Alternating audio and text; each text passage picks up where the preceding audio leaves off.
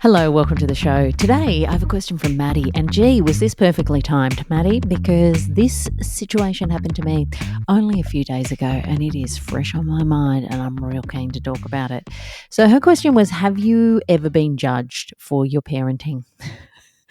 And I would start off by saying that I think if you are a good parent, you are your own worst judge at all times. Often, friends of mine who are really good parents will beat themselves up about the smallest of insignificant things that have not scarred their child, that have not set back their years of hard work, that are just a normal reaction and response in the situation and completely understandable. But it's those kind of things I think that good parents keep themselves up at night about. And this is sort of one of the things that I think about a lot when you're thinking about the judgment that other people put on other parents and just the sense of, I don't know whether entitlement's the right word, or the sense of confidence to just waltz on up to somebody you don't know and offer your opinion. It always really amazes me because you have absolutely no idea what has happened in that person's life in the preceding half hour, day, week, whatever. I was talking last week about the fact that I feel like I am in the hardest stage, bar the first 6 weeks at the moment, because I am parenting a toddler who's becoming independent, and good for her, but and really annoying for me. But I was the mum that was dragging a screaming, well, not dragging, but carrying a screaming toddler out to the exit of Taronga Zoo because it had taken an hour for us to make the small distance that we'd made, because I'm sitting there trying to let her come to it in her own time and do it if she and at a certain point I'm like, I'm the boss around here and you are due for a nap and we need to go the hell home. But even that process of getting to the exit with this kid screaming, I was trying to make sure that everybody around me knew, like, nothing to see here, guys. I'm not a maniac parent. This isn't me being really horrible to my child. I'm just in one of those situations. So you're kind of trying to make sure that they can tell that you're not a serial killer with a child by the way that you hold your face. So I was kind of trying to laugh it off while getting her to the exit, because in your mind, all you're thinking of is, God, I hope these people don't think like I'm not good to this child, because I really care about her and I love her. But F me, I'm just at my wit's end. So, yes, I feel like that sense of judgment is with you all the time on a personal level. But the other day, I had quite a specific example that happened to me that I really was quite surprised by. So my kid is pretty predictable when it comes to bedtimes, naps, and things like that. As I mentioned in a previous episode, sleep was one of the things that I was like, we are going to approach this with military precision because I am going to get this right. Because the alternative is that I am up at 3 a.m. by myself, and those dark hours during that time were the worst for me. So I was like, I do not want a kid that doesn't sleep. I'm going to do everything in my power to give her all of the tools she needs to sleep. If she then is not a sleeper, then that's fine, but it is not going to be because I wussed out on this. I'm going to push forward. So anyway, now we're in a good rhythm with sleep. She's a good sleeper. We know the routine. But the whole toddler phase has clipped in, and so it takes us a flipping long time to get to the actual cot now. We've got to go through the process. Before, it was just like, oh, book, and then I'd go, brush your teethies time, and she'd be like, brush our teethies. Now, no, we're not just brushing our teethies. We've got to negotiate. She's got to pull Cupcake the giant unicorn out. She's got to show me that she does the horsey song on his back. Then we got to go into the kitchen, try and pull something out of the drawers. I got to talk her out of that. Then we go back to the books, and I have to tell her, no, we've read the books. We're moving to brush our teeth now. Then we brush our teeth, and she doesn't want that toothbrush that I've given her, so we have to have another toothbrush. And then she needs to pat the Barbies in the bath and tell them that they have to have a good night. And then we need to go back out again and ride Cupcake the unicorn. I mean, it's really just a time. So the actual process of getting her into bed is an utter punish. But I got her into bed. We had a lovely textbook, like Nine Eyes time, where I sing her I Love You, Olivia song. And then I walked out the door and she was like, Mummy, another cuddle. And I ran back and gave her a cuddle. And then I went to shut the door and she was like, bye, Mummy. And I was like, bye. And I was like, oh, what a wonderful little nap routine that was. And then about 30 seconds later, she starts screaming for no reason. Now, this is very unlike my child at nap time, very unlike her. And I was like, she's fine. Like, nothing's happened. So I look on the monitor.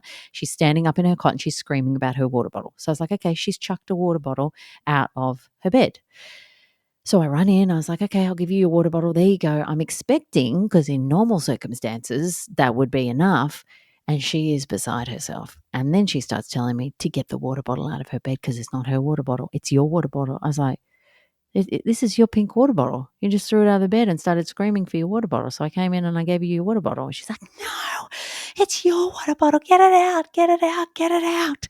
And I'm like, okay, all right. I didn't mean to upset you with the water bottle. I'll go out. Now, my mistake here was truly going in there in the first place because as I opened the door, usually when the door shuts, it's nice time. Now, she doesn't wail and hoot and holler for a long time. She's like, eventually, she'll usually kind of start talking to her toys and then she'll go to sleep. Sometimes she might have a little bit of a cry or something, nothing major, but then she kind of settles in. So usually when the door's shut, she knows mummy ain't coming back, right? Unless you really need her. Like if she needs me, I'm going to come back, hence the going in to get the water bottle. But when I opened the door a crack, I saw that she was closing the blinds. And she has these blinds in her room. She's very predictable. When she wakes up and she's ready to wake up, she opens the blind, she stands up, waits for me to come in. Sometimes she'll open the blind, she'll stand up, and then she'll go, I'm not ready to go to sleep yet. So she goes and closes the blinds and goes back to sleep. So the blinds are a real indicator for me of whether she's going to go to sleep or not. As I opened the door the first time to bring in the water bottle, I saw her turn around and go to close the blinds. Should have shut the door then. That was my mistake. Anyway, note for next time, the door remains shut.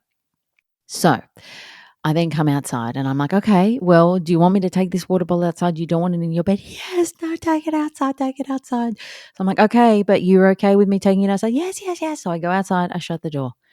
We are screaming the house down for the pink water bottle again. And I'm standing out the doors going, are you shitting me? You got to be kidding. I just walked in here with the pink water bottle. But she's a smart kid, right? She doesn't scream for things that aren't reasonable. Like if she's screaming for a pink water bottle, she usually wants a pink water bottle and I'll just give it to her and it'll shut her up. And she's not much of a screamer. So I was just like, what is happening? Like, what is this about? What I think it was probably about is she didn't want me to go. And I think she knew I was going to work. This was a Sunday. I had to go to work. And I think she knew I was going to go to work. So I think that was what the issue was. So anyway, I go back into the room because she's screaming. And I'm like, okay, I'll bring your pink water bottle back. And she's like, no, get it out. And I'm losing my mind at this point.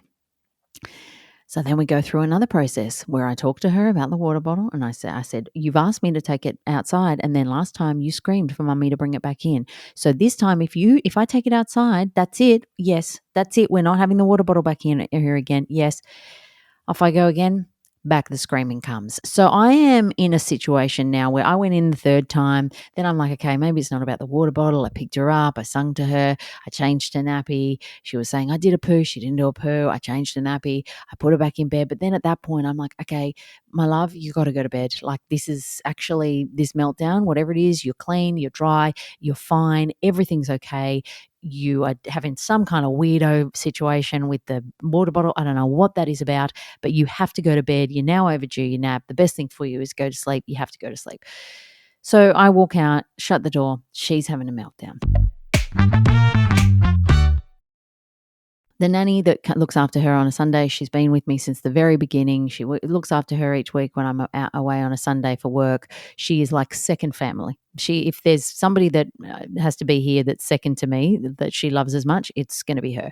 So she was turning up. I knew everything would be fine. She usually turns up to absolute peace and quiet as my child sleeps for 2 hours and she just does whatever she needs to do around the house for a couple of hours.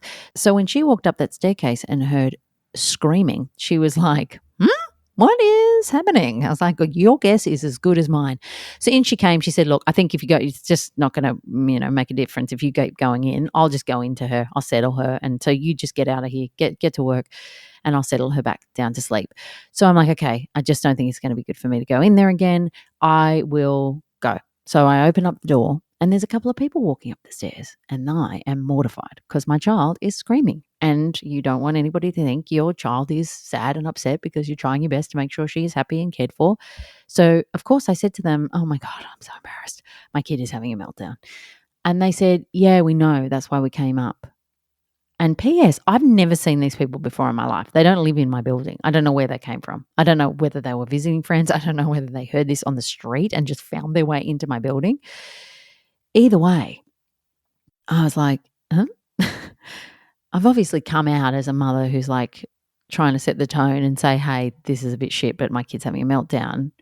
even if you came up, I get it. My kid was like, having a proper crack at it.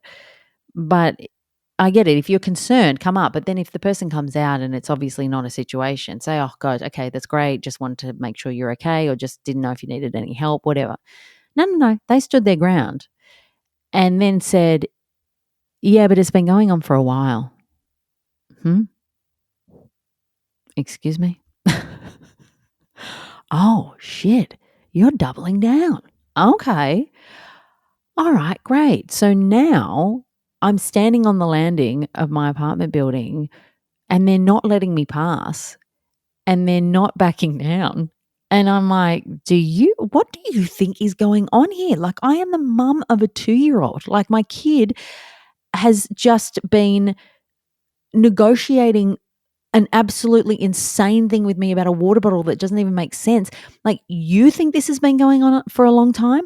The last 45 minutes have felt like 5 years to me. Like, I'm aware this has been going on for a long time because I've been trying to work out how the F do I make it stop for the last 45 minutes and doing everything that I felt in my power I could do, to the point where I'm like, I got nothing left in the tank anymore. I don't know how I'm supposed to help you. All I know is that you need to sleep because that's the best thing for you.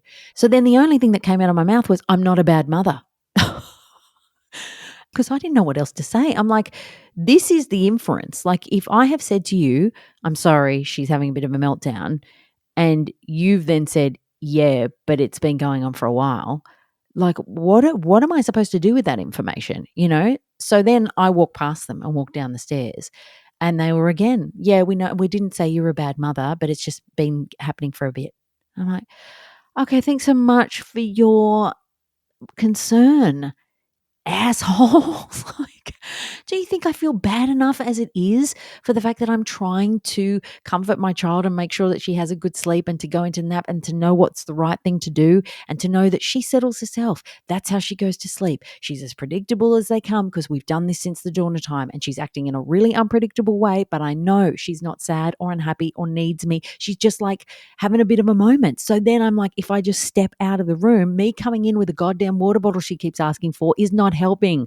So if I just step out of the room and let her have a moment to herself and like come through the other side, is that gonna, like, give me a break? And then I get in the car and I go to work and I'm all like, did I let her cry for too long? Am I a bad parent? Should I have done that? What do I do? Like, I care and love for this child so much. All I want to do is give her a safe environment to grow up where she feels comfortable and cared for and everything. And then you just end up feeling like this horrible person because of like one moment in your entire life, in that situation, there's a part of me that's like, okay, you hear a kid screaming and you want to come and check everything's okay. Totally fine. But if the mum comes out and says, fuck, we're in the middle of a goddamn meltdown and I'm like trying to work out what to do, just do me a favor and don't double down, because that really throws you into a spiral and it's very unhelpful. So yes, Maddie, I have been judged for my parenting just recently, and thank you for letting me share my thoughts about it. I would love to hear your thoughts. You can always send me a question at the link in the description of the episode, or you can just send me a little note and tell me what you think about this, if you've had a similar experience, if I'm overreacting, if I'm underreacting, if I just need to let it the F go. I mean, I have let it the F go now. I was just like, that first day though, I'm just like, are you serious? It's just really hard, you're just often just trying your best, and sometimes you don't get it 100% right, but you're also not necessarily dealing with an individual that you can get it 100% right at that, because they're their own individual, and sometimes they're screaming at you about a pink water bottle and it doesn't make sense. God, I can't wait till I get out of this phase. And then somebody who's in another phase of parenting will tell me, oh, well, that phase is over, but then this phase starts. Shut up. Don't tell me that. Let me just revel in the fact that this one will be over at a certain point in time and move on with my life. If you've got a question, as I said, just head to the description of the episode and you can submit it there, and I will see you next week.